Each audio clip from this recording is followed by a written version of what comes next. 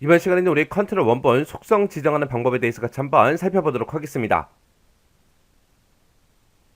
우리가 이제 문제를 풀기 위해서 이제 지금처럼 이렇게 이제 XX를 켰더니 위쪽에 이제 보안 경고하고 떴습니다. 떴으면 이거를 우리가 이제 사용할 거니까 우리가 컨텐츠 사용 요거 이제 클릭해 주면 되겠죠. 컨텐츠 사용 클릭이요. 클릭했더니 지금처럼 이렇게 나왔습니다. 자, 그럼 요 XX 데이터베이스를 가지고 우리가 이제 유형 1번부터 시작해서 문제 같이 한번 풀어보자고요.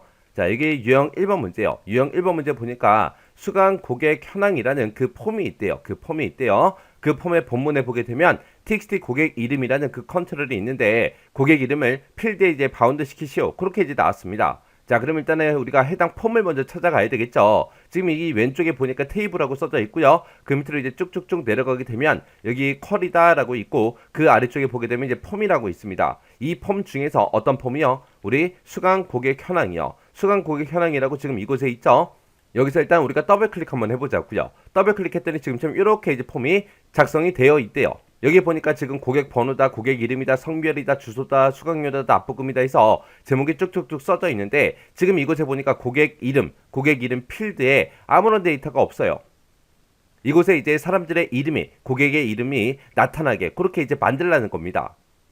자, 그럼 이제 한번 보세요. 자, 일단은 수강 고객 현황에서 마우스 오른쪽 버튼 누르고 우리가 디자인 복귀 이쪽으로 들어가도 되는 거고요. 아니면 우리가 지금 홈에 보게 되면 복이라고 있죠. 이 복이 클릭해서 우리가 여기서 이제 디자인 복귀 여기서 이제 들어가도 돼요. 아니면 우리가 이 수강 고객 현황이라는 이 폼 이름 위에서 마우스 오른쪽 버튼 누르고 디자인 복귀 눌러서 들어가도 됩니다. 그 세 가지 중에 여러분들이 편한 방법 이용해서 들어가면 돼요. 그래서 디자인 복귀요. 디자인 복귀 들어갔더니 지금 폼 머리글이다 해서 얘네가 이제 제목이 나타나는 그 부분이고요. 그리고 이곳이 본문이 아까 사람들의 데이터가 쭉쭉쭉 들어있던 그 위치예요. 그 위치인데 지금 여기 보니까 고객 번호다, 성별이다, 주소다, 수강료다, 납부금이다 해서 전부 다 이제 데이터가 들어있어요. 있는데 지금 이 고객 이름 바로 밑에 보니까 언바운드라고 돼 있죠. 여기에는 이제 데이터가 없는 거예요. 여기다가 이제 고객 이름이 나타나게 그렇게 이제 하라는 겁니다.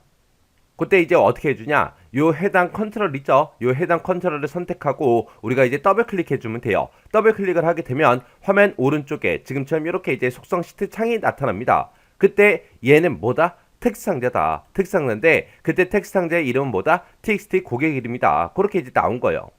거기서 이제 우리가 이 컨트롤에 우리가 이제 데이터를 나타낼 거니까 우리가 이 데이터라는 이 탭으로 이동해 주면 됩니다. 데이터라는 탭으로 이동하게 되면 맨 위에 꼭대기에 컨트롤 원본이라고 되어 있고요. 이곳에 보게 되면 이 삼각형 이 아이콘 있죠? 이 아이콘 이제 클릭해 주고 여기서 이제 고객 이름이라는 거 요것만 이제 선택해 주면 돼요.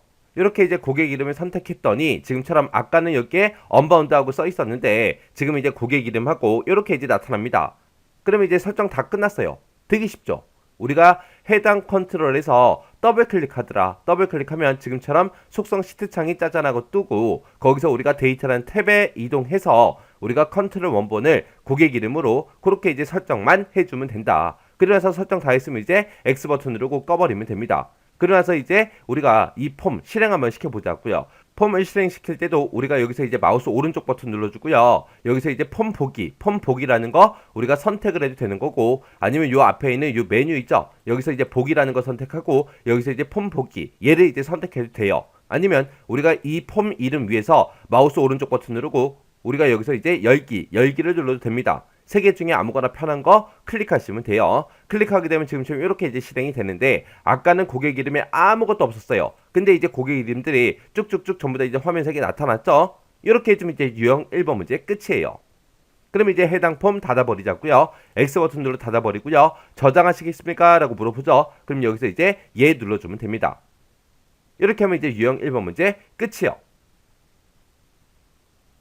그 다음에 이제 유형 4번 문제요. 유형 4번 문제 보니까 이제 원화 정보라는 그 폼이 있대요. 그 폼에 이제 바닥글에 보게 되면 총 인원, txt 총 인원이라는 이 컨트롤이 있대요. 자, 일단 우리가 원화 정보라는 이 폼부터 한번 열어보자고요. 자, 원화 정보 여기 있죠. 여기서 이제 더블 클릭해서 보니까 지금처럼 이렇게 이제 폼이 나왔습니다. 자, 여기 보니까 맨 밑에 빈 칸이 하나 있어요. 여기를 보고 얘기하는 거예요. 자, 일단은 우리가 디자인 보기 들어가자고요. 마우스 오른쪽 버튼 디자인 보기 들어갔더니 지금처럼 폼 바닥글하고 언바운드하고 이렇게 써져 있죠. 자, 여기다가 총 인원은 10명입니다. 이렇게 이제 표시하라고 그렇게 이제 나왔습니다. 그때 이제 count라는 함수랑 이제 n% 연산자 요걸 이제 사용해라 그렇게 나왔습니다. 그럼 요 10이라는 요 인원수를 구할 때 우리가 이제 count를 구해주면 되겠죠. 자, 그럼 이제 해당 컨트롤 이제 찍어주고요. 그래서 우리가 이제 데이터라는 요 탭에서 컨트롤 원본 여기다 이제 작성해주면 되겠죠. 자, 여기다가 이제 는이라고 먼저 써주고 우리가 count라고 쓰고 가로 열어주고 별표 찍어주고 가로 닫고요. 이렇게만 해주면 이제 전체 인원수가 나올 거예요. 그럼 이제 실행 한번 시켜보자고요. 폼 보기요. 폼 보기로 실행시켰더니 여기는 총 몇 명이 있다? 29명의 데이터가 있대요. 자, 그럼 일단 우리가 디자인 보기 들어가서 여기 카운트 써놓은 거 있죠? 요거 이제 잘라내기 좀 해놓을게요. 잘라내기 해놓고 이제 앞뒤에다가 10이라고 요 인원수는 이제 구했으니까 앞에다가 요 글자들 쭉쭉쭉 전부 다 이제 출력되게끔 만들어줘야 되고요. 그리고 그 뒤에 있는 명입니다 하고 요만큼도 이제 출력되게 만들어줘야 되겠죠. 그때 이제 우리가 요 10이라는 요 숫자 앞에도 빈 공백이 하나 들어있어요. 요거 신경 써서 우리가 입력해주면 되겠죠. 해서 여기다가 이제 우리가 쌍따옴표 열어주고요. 미음하고 한자키 눌러주고요. 여기서 이제 우리가 보기 변경 요거 눌러서 우리가 특수문자 요거 이제 찍어주면 되겠죠. 그래서 이제 한 칸 띄워주고요. 그리고 문제랑 똑같이 총인원은 이라고 쓰고 한 칸 띄고요. 한 칸 띄는 것까지 이제 집어넣어야 되겠죠. 그렇게 해주고 이제 쌍따옴표 닫아주고요. 그리고 나서 이제 그 뒤에다가 이제 10하고 인원수 이제 표시해주면 되죠. 근데 인원수는 아까 우리가 count라는 그 함수를 구해놨으니까 요 글자 찍어주고 그리고 나서 n% 열어주고 그 뒤에다가 이제 컨트롤 V만 해주면 count라는 함수가 들어갑니다. 그럼 이제 인원수가 나올 거고요. 그 뒤에다가 이제 n% 열어주고 그 뒤에다가 또 글씨 이제 출력하라고 이제 써주면 되겠죠. 해서 쌍따옴표 열어주고요. 여기다가 이제 명입니다 하고 이렇게 이제 써주고 한 칸 띄워주고요. 그리고 나서 미음 누르고 한자요. 미음 누르고 한자 눌러서 이제 우리가 특수문자 찍어주면 되겠죠. 그래서 특수문자 요거 이제 찍어주면 됩니다. 그래서 이제 맨 뒤에서 이제 쌍따옴표만 이렇게 이제 닫아주면 됩니다. 이렇게 해서 지금처럼 이렇게 이제 식을 써주면 되는 거예요. 해서 얘가 인원수죠. 인원수 앞에다가 지금처럼 이 특수문자부터 시작해서 여기 사이뜨기까지 요거 이제 출력해라. 그리고 이어서 인원수 출력하고 이어서 뭐 출력해라. 명입니다 하고 요만큼 이제 출력해달라. 그렇게 해서 우리가 식을 써준 겁니다. 자, 그럼 이제 실행 한번 시켜보자고요. 자, 일단은 우리가 폼 보기에 들어가주면 되죠. 폼 보기에 들어갔더니 맨 밑에 총 인원은 29명입니다 하고 지금처럼 이렇게 문제에서 이제 제시된 대로 그렇게 이제 출력이 됐습니다. 자, 그럼 이제 문제 다 풀었으니까 또 꺼야 되겠죠. X 버튼 눌러주고요. 저장하시겠습니까? 예 눌러주면 되겠네요. 이렇게 해주면 이제 유형 4번 문제 끝이요. 그 다음에 이제 유형 7번 문제요. 7번 문제 보니까 이제 일일 소비 입력이라는 그 폼이 있대요. 그 폼 바닥글에 보게 되면 txt 합계라는 그 컨트롤이 있는데 거기다가는 금액이란 필드에 합계를 표시해라. 그렇게 되어 있습니다. 자, 일단은 일일 소비 입력이라는 그 폼부터 열어보자고요. 더블 클릭해서 실행해 봤더니 맨 밑에 합계하고 이렇게 있는데 빈칸으로 되어 있죠. 여기다가 이 금액이라는 필드들의 합계를 구해라. 그겁니다. 그럼 우리가 합계를 구할 때는 sum이라는 그 함수로 묶어주면 되는데 그 sum이라는 함수는 우리 엑셀과 사용법이 똑같습니다. 자, 일단은 우리가 디자인 보기 먼저 들어가자고요. 디자인 보기 들어가서 여기 언바운드 돼 있는 거 요거 찍어 보니까 txt 합계가 맞죠? 자, 그러면 이제 데이터라는 이 탭에서 우리가 컨트롤 원본에다가 이제 식 써주면 되겠네요. 자, 는이라고 쓰고 우리 sum이라고 쓰고 가로 열어주고요. 이제 필드 이름 쓸 거니까 대가로 열어주고 여기다 이제 어떤 필드의 합계를 구해라. 금액이라는 필드의 합계를 구해세요라고 해서 필드명 이렇게 대가로를 묶어서 써주면 됩니다. 그리고 맨 뒤에 가서 이제 우리 sum 가로만 닫아주면 되겠죠. 해서 지금처럼 이렇게 이제 식 써준 거예요. 이렇게 해서 우리가 필드명은 반드시 뭘로 묶는다? 우리 대가로로 묶어서 지금처럼 써주더라. 그거 잊어버리면 안 돼요.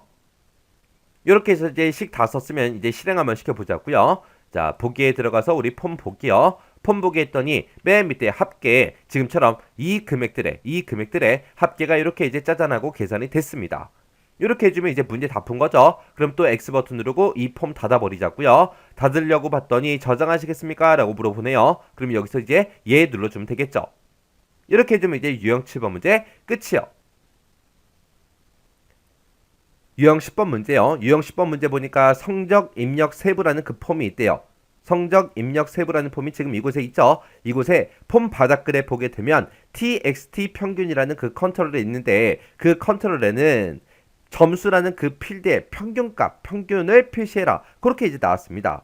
자, 그럼 일단 실행 한번 시켜보자고요. 실행시켜서 봤더니 맨 밑에 평균 점수하고 비어있죠. 여기다가 이제 점수의 평균, 점수가 지금 이곳에 있어요. 자, 이 점수가 들어있는 이 필드에 평균값을 구해라. 그겁니다. 자, 그러면 일단은 우리가 디자인 보기로 먼저 들어가자고요. 들어가서 우리 평균 점수하고 여기 언바운드 돼 있는 거 있죠? 이거 찍어서 우리 컨트롤의 이름 확인했더니 txt 평균이 맞죠? 자, 그럼 여기다 이제 우리가 식만 써주면 됩니다.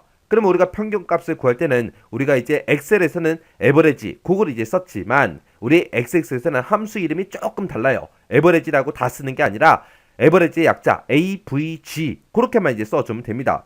그래서 일단 는이라고 먼저 써주고 여기다 이제 AVG라고 이렇게 써주고 가로 열어주고요. 그리고 와서 이제 필드명 써주면 되겠죠. 어떤 필드의 평균 구해라? 점수라는 필드요. 해서 대가로로 이렇게 이제 점수라는 필드명 묶어주고요. 맨 뒤에서 이제 AVG 그 가로만 이렇게 이제 닫아주면 돼요. 그리고 나서 이제 실행 한번 시켜보자고요. 우리 보기에 들어가서 폼 보기요. 폼 보기 찍었더니 평균 점수가 9.5다. 그렇게 이제 나왔습니다. 그때 이제 제가 식을 쓸 때 지금처럼 에버리지 약자 AVG라고 쓰고요. 그 다음에 점수라는 그 필드에 평균값을 구해주세요라고 해서 이렇게 해서 우리가 가로 열고 닫고 해준 겁니다.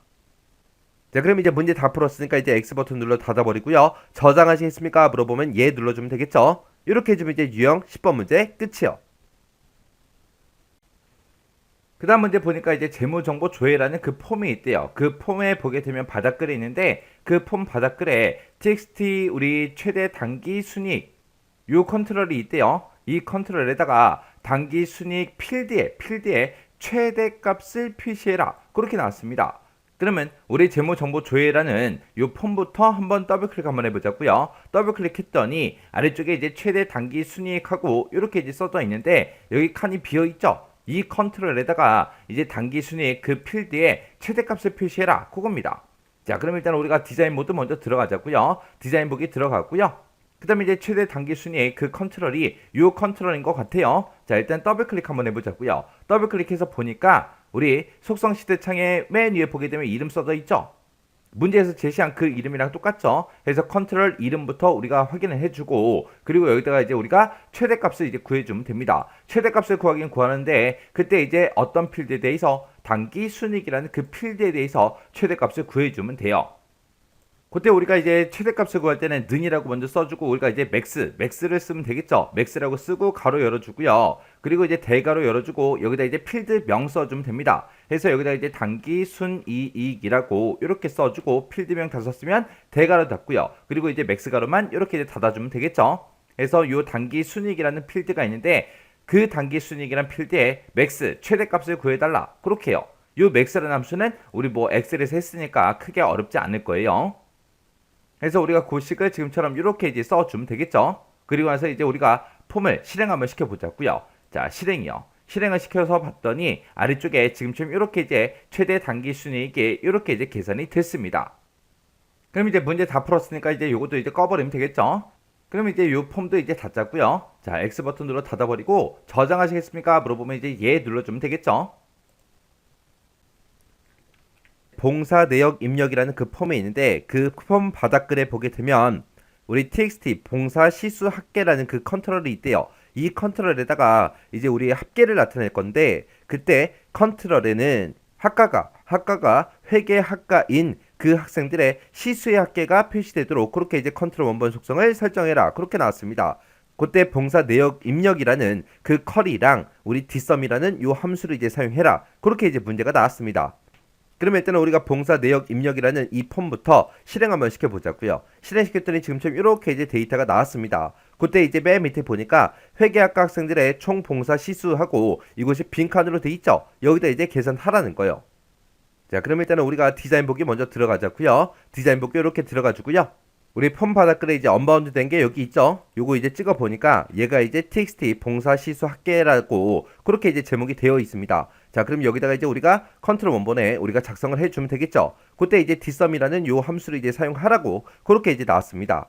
우리 XX에서는 지금처럼 이렇게 이제 D가 붙는 함수들 있죠. 이런 함수들을 보고 우리가 도메인 함수라고 이제 그렇게 부릅니다. 자, 그럼 이제 도메인 함수 종류 좀 한번 살펴보자고요.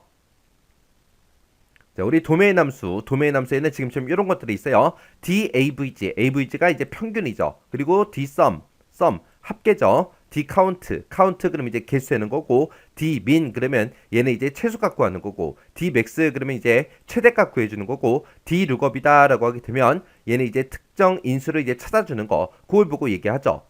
그래서 얘네들은 D가 붙는 함수들은 전부 다 이제 우리 사용법이 다 똑같습니다. 맨 앞에다가 이제 인수 찍어주면 돼요. 인수 전부 다 싹 다 찍어주고, 그리고 그 뒤에다가 이제 우리가 도메인을 전부 다 이제 쭉쭉쭉 전부 다 이제 입력해주면 됩니다. 그리고 맨 뒤에다가 이제 우리가 조건만 써주면 돼요. 그러면 이 도메인에서 이 조건에 만족하는 것들을 대상으로 해서 이 인수들의 평균을 구해주세요. 이 인수들의 합을 구해주세요. 이 인수들의 개수를 구해주세요. 그런 식으로 이제 사용이 되는 겁니다. 그래서 우리 엑셀처럼 D가 붙는 함수들은 전부 다 이제 사용법이 다 똑같더라. 그거 이제 기억하시면 돼요.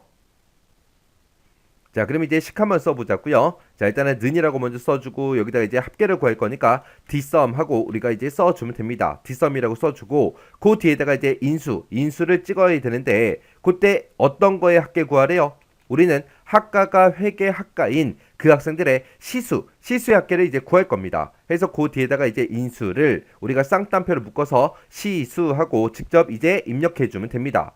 그렇게 이제 인수 다 썼으면 뒤에다가 이제 컴마 찍어주고요. 그 뒤에다가 이제 도메인 찍어주면 되는데, 문제에서는 지금 봉사 내역 입력이라는 그 쿼리를 이용하라고 했습니다. 해서 그 뒤에다가 우리가 쿼리 이름 써주면 돼요. 여기다가 이제 봉사 내역 입력이라고 쿼리 이름 써주고 쌍따옴표 닫아주고요. 그 다음에 이제 그 뒤에다 이제 조건만 써주면 됩니다. 조건은 뭐인 거요? 학과가 회계 학과인 그 학생들을 대상으로 하라 그랬죠. 해서 여기다가 이제 우리가 쌍따옴표를 묶어서 이제 조건을 써주면 돼요. 해서 그때 이제 학과라는 그 필드에 들어있는 그 값이 뭐랑 똑같은 거 찾아라. 회계 학과랑 똑같은 거 찾아주세요 라고 지금처럼 이렇게 쓰고 맨 뒤에서 이제 가로만 닫아주면 돼요. 그때 이제 회계 학과랑 똑같은 거 찾아라 라고 쓸 때 이 회계 학과라는 것도 하나의 문자죠. 문자기 때문에 우리가 여기다가 이제 쌍따옴표로 원래는 쌍따옴표를 묶어서 이렇게 이제 입력을 해야 돼요. 근데 쌍따옴표 안에 또 다른 쌍따옴표를 쓸 때는 우리가 헛따옴표로 이제 연결을 시켜주면 돼요. 그래서 회계학과라고 해서 요거를 이제 헛따옴표로 우리가 묶어주면 됩니다. 이렇게 해서 이제 식 다 썼으면 이제 실행 한번 시켜보자고요. 이렇게 이제 실행시켰더니 지금처럼 봉사 실수의 합계가 20이다. 그렇게 이제 나왔습니다. 그때 이제 제가 작성한 식이 지금처럼 이렇게요. dsum이라고 써주고 여기다가 이제 우리 인수 찍어주고 그 뒤에다가 이제 도메인 찍어주고요. 그 뒤에다가 지금처럼 조건을 이렇게 이제 써주면 됩니다. 조건을 쓸 때 회계 학과라는 것도 하나의 문자기 때문에 원래는 쌍따옴표를 묶어야 되지만 여기다가 조건을 쓸 때 우리가 원래 쌍따옴표를 묶잖아요. 그 쌍따옴표 안에다가 또 다른 쌍따옴표를 쓸 수 없기 때문에 쌍따옴표 안에다가 쓸 때는 지금처럼 이렇게 헛따옴표를 묶어서 써준다. 요거 이제 기억하셔야 돼요. 그리고 도메인 함수는 이제 시험 문제 자주 나오기 때문에 도메인 함수 사용법 정확하게 숙지하고 지나가셔야 돼요. 자, 이렇게 하면 이제 문제 다 풀었으니까 이제 또 폼 닫자고요. X요. X 누르고 닫았더니 저장하시겠습니까? 라고 물어보죠. 그럼 여기서 이제 얘만 눌러주면 됩니다. 싹 다 이제 문제 풀어봤는데 여러분들이 계속해서 반복적으로 연습을 조금 하셔야 돼요. 해서 어떤 형태로 시험 문제가 나오든 간에 이 컨트롤 원본 속성을 설정하는 거는 절대로 잊어버리시면 안 됩니다. 꼭 연습하시고요. 연습하다가 이제 헷갈리거나 잘 안 되는 부분이 있을 때는 그 문제 집중적으로 반복적으로 연습하고 지나가세요.